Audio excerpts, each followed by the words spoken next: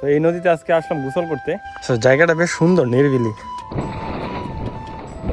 আসসালামু আলাইকুম। কোরবানি ঈদের ছুটিতে আসা আমাদের গ্রামের কিছু ভাই ব্রাদার মিলে আজকে যাচ্ছি ব্রহ্মপুত্র নদীতে গোসল করতে। ব্রহ্মপুত্র নদীটা মূলত বয়ে গেছে আমাদের সামনের গ্রাম কাজীচর গ্রামের সামনে দিয়ে। নদীতে যাওয়ার পথে কাজীচর গ্রামের রাস্তার সৌন্দর্যগুলো তুলে ধরছি এবং গ্রাম বাংলার রাস্তার যে একটা ভিউ সেটা আপনাদেরকে দেখানোর চেষ্টা করছি।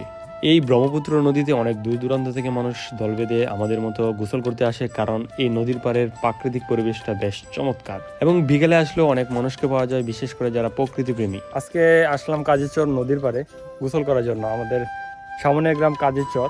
কাজীচর গ্রামের সামনে দিয়ে যে ব্রহ্মপুত্র নদীটা বয়ে গেছে বা আড়িয়ালখা নদী ও বলা যায়। তো এই নদীতে আজকে আসলাম গোসল করতে। আলহামদুলিল্লাহ ভালো রকম সাঁতার পারি। তো আসলাম অনেকদিন পরে এই নদীতে আমরা গোসল করি, প্রায় সময় গোসল করি। তো এখন যেহেতু ঢাকায় থাকা হয় তেমন একটা গোসল করা হয় না।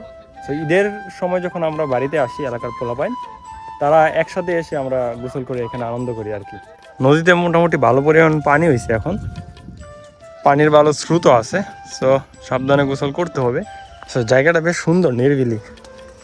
দেখেন কত সুন্দর জায়গা। গ্রাম বাংলার এই দৃশ্যগুলো কিন্তু খুব ভালো লাগে, চমৎকার। এই যে দেখেন খিয়া অপেক্ষা করতেছে।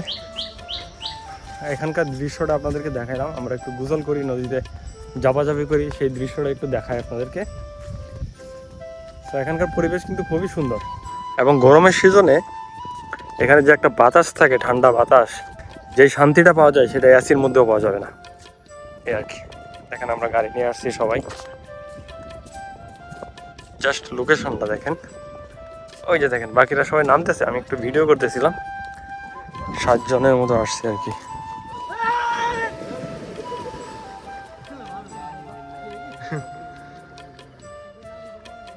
যারা এই নদীতে আসবেন অবশ্যই সাঁতার পারলে, ভালো রকমের সাঁতার পারলে আসবেন, কারণ নদীতে কিন্তু প্রচুর পরিমাণ স্রোত আছে এখন।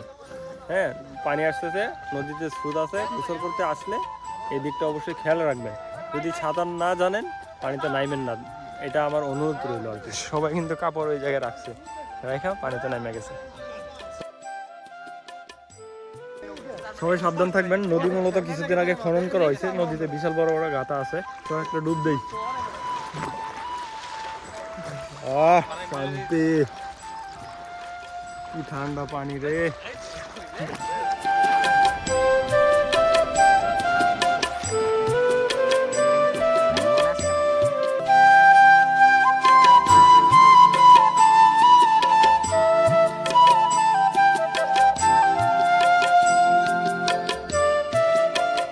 অনেকদিন পরে একটু মন মতো সাঁতার কাটলাম। এইখান থেকে শুরু করছি সাঁতার, একদম দেখেন ওই পারে গিয়ে উঠছি। মানে স্রোত তো এখান থেকে শুরু করলে একদম সোজা যাওয়ার কথা, স্রোত না থাকলে। যেহেতু স্রোত ছিল, এই একদম কর্নারে গিয়ে উঠছি। গোসল করার সময় কানের মধ্যে মূলত পানি গেছে। যদি গোসল করার সময় কারো কানে পানি যায় থাকে, এই পানি কীভাবে বের করতে হয় আমি আপনাদেরকে বলি। যেই কানে পানি গেছে মূলত সেই কানে আরও 1 ফোঁটা পানি দিবেন।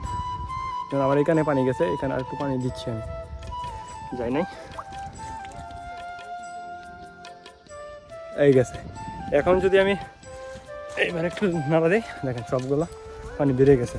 তো কারো কানে যদি পানি যায়, পানি এভাবে মূলত বের করতে হয়। আমরা অনেকে চিন্তায় থাকি, যেখানে পানি যাবে সেখানে আরেকটু পানি দিয়ে জাস্ট একটা এভাবে জাকি দিবেন, পুরা কানের পানি বের হয়ে যাবে। সবাই মোটামুটি ক্লান্ত। তো জায়গাটা কিন্তু বেশ নিরিবিলি, চমৎকার।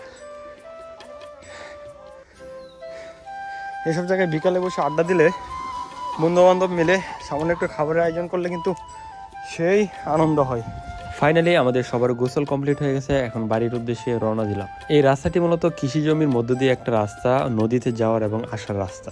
নদীতে আসার সময় আমরা কাজীচর গ্রাম হয়ে আসছিলাম, কিন্তু এবার ভিন্ন রাস্তা দিয়ে যাচ্ছি। এইটা মূলত বৈরাগীচর বাজার। বৈরাগীচর বাজারের সাথে মূলত বৈরাগীচর হাই স্কুল। হাই স্কুলের সামনের ভিউটা কিন্তু অসাধারণ, বেশ চমৎকার। ফাইনালি আমরা আমাদের নিজ গ্রামে চলে আসলাম। আজকের মতো ব্লগটি এখানেই শেষ হচ্ছে। সবাই ভালো থাকবেন। আসসালামু আলাইকুম।